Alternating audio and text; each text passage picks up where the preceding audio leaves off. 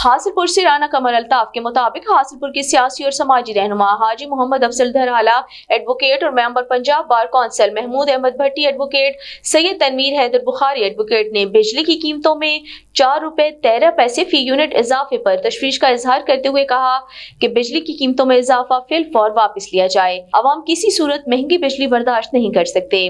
अवाम में मजीद सकत नहीं रही जो आए रोज हुकूमत के टैक्सेस बर्दाश्त कर सके। उन्होंने कहा जो ही बिजली, गैस, पेट्रोलियम मसनूआत की कीमतें बढ़ती हैं, साथ ही साथ जरूरियात जिंदगी की तमाम अशिया के नर्ख भी बढ़ जाते हैं, जिससे सनती और कारोबारी शोबे समेत आम आदमी बुरी तरह मुतासिर हो रहा है।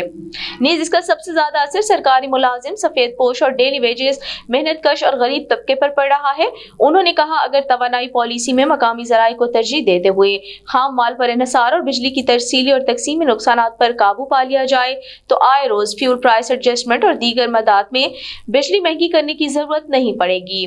सस्ती बिजली पैदावार, तवानाई की कमी दूर और आए रोज फ्यूल प्राइस एडजस्टमेंट से निजात के लिए हाइडल के साथ बायो, शमसी, हवा, ज़रई और शहरी कूड़े से बिजली पैदा करने की जानिब तवज्जो मबजूल करना होगी, जबकि बिजली के गर्दिशी कर्दों से निजात के लिए भी फौरी इक़दामात उठाना होंगे।